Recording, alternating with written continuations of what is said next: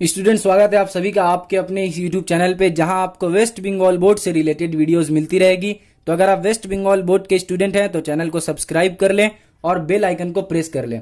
तो स्टूडेंट्स, आज के वीडियो में हम लोग थ्योरम नंबर 33 को प्रूव करने वाले हैं। इससे पिछले वाले वीडियो में हम लोगों ने थ्योरम नंबर 32 को प्रूव किया है। उम्मीद है आप लोगों को वो थ्योरम अच्छी तरीके से समझ में आ गया होगा। सबसे पहले हम लोग ये जान लेते हैं कि थ्योरम नंबर 33 में हम लोगों को कौन सा चीज प्रूव करने के लिए बोला गया है।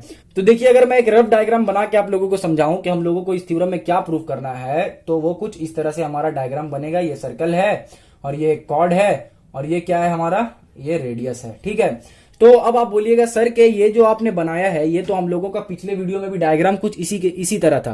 तो बिल्कुल ही डायग्राम जो है इसी तरह है।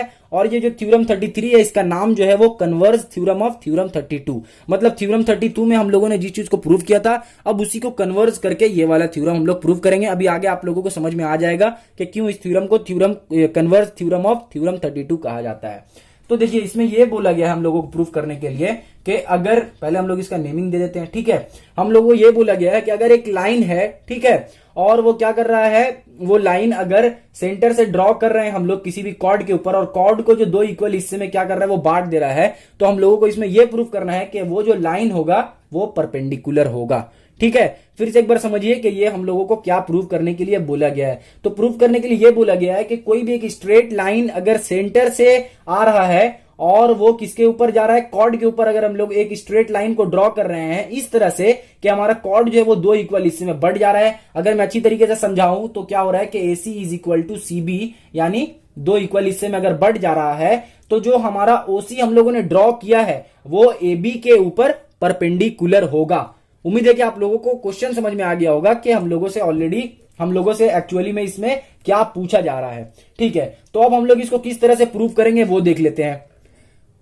तो उसके लिए हम लोगों को सबसे पहले क्या लिखना पड़ेगा, गिवन लिखना पड़ेगा। और मैं फिर से आपको कह दूं कि अगर आपने थ्योरम सीरीज का पहला वीडियो नहीं देखा है तो वो वाला वीडियो जाकर जरूर देखें, क्योंकि उस वीडियो को अगर आप नहीं देखिएगा तो आपको कुछ भी समझ में नहीं आएगा। क्योंकि उस वीडियो में मैंने ट्रायंगल के बारे में और सर्कल के बारे में अच्छी तरह से एक्सप्लेन किया है, और वही सब जो प्रॉपर्टी हम लोग पहले वीडियो में डिस्कस किए हैं, उसी को लेकर हम लोग जितना भी थ्योरम है अभी प्रूव कर रहे हैं वो सब प्रूव करेंगे। और ये वाला भी थ्योरम उसी प्रॉपर्टी के, मतलब जो ट्रायंगल का प्रॉपर्टी उसमें पढ़े थे उसी प्रॉपर्टी से ये थ्योरम भी हम लोगों का आसानी से प्रूव हो जाएगा और हम लोगों को इस थ्योरम को याद करने का जरूरत नहीं पड़ेगा। ओके, तो हमारा गिवन क्या है, गिवन हमें इसमें यह बताया गया है कि एक कॉर्ड है। ठीक है, गिवन को मैं क्या कर रहा हूं कि कंस्ट्रक्शन के फॉर्म में ड्रॉ कर ले रहा हूं। बाकी आप गिवन अपने सेंटेंस में अच्छी तरीके से सेंटेंस को आप लिख सकते हैं, क्योंकि आप क्लास 10 में आ गए तो सेंटेंस तो आप आराम से लिख ही लीजिएगा।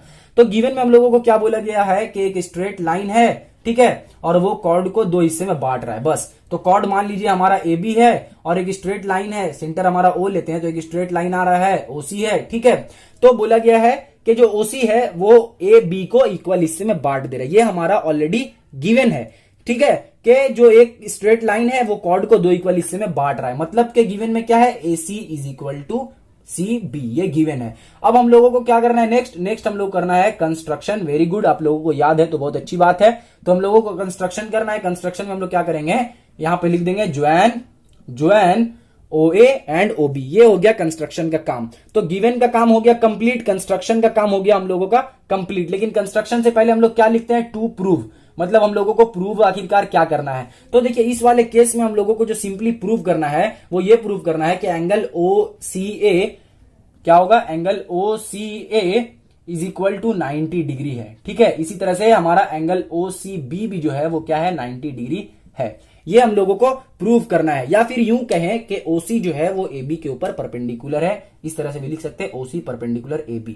ये हम लोगों को प्रूव करना है। ओके, तो हम लोगों ने गिवन पोर्शन देख लिया, प्रूफ वाला पोर्शन देख लिया, कंस्ट्रक्शन वाला पोर्शन देख लिया। अब हम लोगों का जो एक्चुअल में जो काम है वो क्या है, प्रूफ वाला पोर्शन को लिखकर प्रूफ करना। इस तरह से हम लोग प्रूफ करेंगे। तो देखिए, प्रूफ लिखने के बाद सबसे पहला जो हम लोगों को काम करना है वो ये है कि हम लोगों को ये दोनों ट्रायंगल को एक दूसरे के साथ कॉन्ग्रुएंट प्रूफ करवाना होगा। अब कॉन्ग्रुएंसी का प्रॉपर्टी क्या क्या है वो हम लोगों ने पहले वीडियो में डिस्कस कर लिया है। तो देखिए, यहां पे हम लोग लिखेंगे कि in triangle OAC and triangle OBC। ठीक है, in triangle OAC and OBC, ये हो गया ट्रायंगल का सिंबल। क्या है हमारा पहले दिया हुआ, AC is equal to CB। तो इस दोनों ट्रायंगल में AC is equal to CB है, और यहां बगल में हम लोग ब्रैकेट में लिख देंगे गिवन, ताकि एग्जामिनर को समझ में आए कि आपने क्यों AC is equal to AB लिखा है। क्लियर है। अब हम लोग नेक्स्ट क्या लिखेंगे, OC is equal to common side. कोई डाउट है इसमें कॉमन साइड क्यों है, क्योंकि इन दोनों ट्रायंगल में ओसी जो है वो कॉमन है, ठीक है, वो तो हम लोगों को यहाँ पे दिख ही रहा है। नेक्स्ट हम लोगों को यहाँ पे क्या लिखना है, एक चीज और हम लोगों को चाहिए जिससे हम लोगों का ये कॉन्ग्रुएंसी जो है एक दूसरे ट्रायंगल, ये दोनों ट्रायंगल कॉन्ग्रुएंट प्रूव हो जाएगा। अब वो तीसरा चीज क्या है वो हम लोगों को यहाँ पे ढूंढना पड़ेगा। अब यहाँ पे हम लोग ढूंढेंगे तो हम लोगों को दिखेगा कि ये OA जो है वो OB के बराबर है। कैसे है, आप सभी को समझ में आ गया होगा कि OA और OB दोनों क्या है, एक ही सर्कल का रेडियस है, और सर्कल का रेडियस ऑलवेज क्या होगा, सेम होगा ना। तो OA इज इक्वल टू हमारा क्या हो गया यहाँ पे OB, और यहाँ पे हम लोग ब्रैकेट में लिख देंगे radii of same circle, radii of same circle. आप पूरा सेंटेंस अच्छे से यहाँ पे लिख लीजिएगा कि रेडियाई ऑफ गिवन सर्कल या फिर radii of same circle. Okay, तो हम लोगों को यहाँ पे तीन चीज मिल गया। कौन कौन सा तीन चीज मिला है, AC is equal to CB, OC is equal to common side, OA is equal to OB। अब यहाँ पे हम लोगों को क्या नोटिस करना है कि ये जो है वो साइड है तो साइड लिख दे रहे हैं, ये OC क्या है, OC भी हमारा साइड है तो साइड लिख दे रहे हैं, OA क्या है, OA भी हमारा साइड है तो साइड लिख दे रहे हैं। मतलब कि इस ट्रायंगल का जो तीनों साइड है, इन दोनों ट्रायंगल में जो तीनों साइड है वो एक दूसरे के बराबर है। अब जब तीनों साइड एक दूसरे के बराबर होगा तो यहां पे क्या होगा कि ट्रायंगल OAC कॉन्ग्रुएंट, ये जो साइन है ये कॉन्ग्रुएंसी का साइन है, triangle OAC congruent triangle OBC, ठीक है। अब जब ये दोनों कॉन्ग्रुएंट प्रूव हो गया तो अब हम लोगों को क्या पता चल गया कि इन दोनों ट्रायंगल का तीनों साइड भी इक्वल होगा और तीनों एंगल भी इक्वल होगा। अब जब तीनों एंगल इक्वल होगा तो ये वाला एंगल भी तो इक्वल होगा ना। कौन सा एंगल बताइए, ये जो हमारा है OCA इज इक्वल टू क्या हो जाएगा, हमारा OCB हो जाएगा, ठीक है। OCA जो हमारा एंगल है वो OCB के बराबर हो जाएगा, क्योंकि हम लोगों का ये जो एंगल है ये करेस्पॉन्डिंग एंगल है। आप यहां पे ब्रैकेट में लिख दीजिएगा corresponding angle of congruent triangle. ये आप लोगों के बुक में लिखा हुआ होगा। मैं सिर्फ आप लोगों को यहाँ पे ये समझाने की कोशिश कर रहा हूं कि किस तरह से ये थ्योरम जो है वो प्रूव हुआ। बाकी तो सेंटेंस वगैरह आप खुद से लिख ही लीजिएगा। ओके, तो यहाँ पे हम लोगों को पहले इसको इरेज कर लेते हैं क्योंकि बोर्ड में अब जगह बचा नहीं है। तो इसको इरेज करके यहाँ पे लिख लेते हैं कौन सा चीज, ये नीचे जो हम लोगों ने अभी लिखा है OCA is equal to angle OCB। अब यहां से हम लोगों को क्या निकल रहा है, यहां से देखिए ACB जो है यानी AB आप बोल सकते हैं। तो AB is straight line. AB क्या है, स्ट्रेट लाइन है ना AB।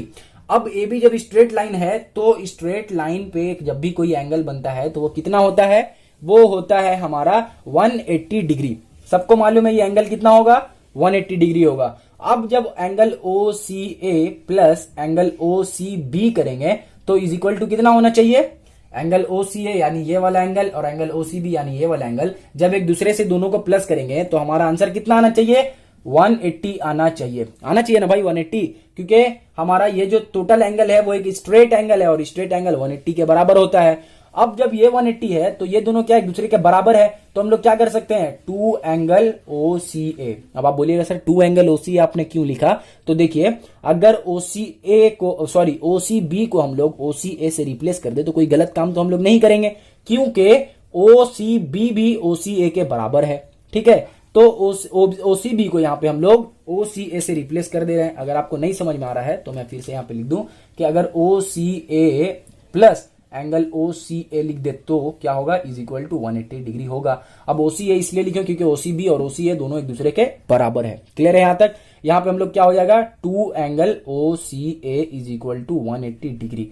अब जब 2 angle is equal to 180 degree हो गया तो यहां पे हम लोगों को क्या समझ में आ गया कि जब 2 को उस तरफ भेजेंगे तो 180 डिवाइडेड बाई 2 होगा, और 180 डिवाइडेड बाई 2 कितना होगा, 90 होगा। दैट मीन्स के angle OCA is equal to 90 degree हो गया। इसी तरह से जब OCA 90 डिग्री है तो OCB कितना होगा, OCB भी हमारा 90 डिग्री होगा। क्लियर है, क्योंकि OCA और OCB बराबर है। अब जब दोनों जो है वो 90 डिग्री हो गया है तो यहां पे हम लोगों को क्या समझ में आया कि ये इधर भी 90 डिग्री और इधर भी 90 डिग्री है। दैट मीन्स के OC जो है वो OC जो है वो AB के ऊपर परपेंडिकुलर है। और इसी से हम लोगों का जो थ्योरम है वो प्रूव हो गया है। और थ्योरम हम लोगों का प्रूव हो गया क्या, कि OC जो है वो परपेंडिकुलर है AB पे, और आप ब्रैकेट में यहां पे लिख दीजिएगा प्रूव्ड, ठीक है। और बाकी इस थ्योरम में जहां जहां जो जो छोटा मोटा आपको सेंटेंस लिखने की जरूरत पड़ेगी वो तो आप लोग अपने से लिख ही लीजिएगा, क्योंकि अब तो आप क्लास 10 में आ गए हैं तो सेंटेंस लिखने में आपको कोई दिक्कत नहीं होगा। बस आप एक दो थ्योरम को पढ़ लीजिए ताकि आपको ये पता चल सके कि किस तरह से थ्योरम में जो है हम लोग सेंटेंस को लिखते हैं। क्लियर है? तो उम्मीद है कि आप लोगों को ये भी थ्योरम अच्छी तरीके से क्लियरली समझ में आ गया होगा। अब दोबारा आपको ये थ्योरम याद करने की जरूरत नहीं पड़ेगी, आप इजीली आराम से इसको प्रूव कर पाएंगे बिना याद किए। ठीक है?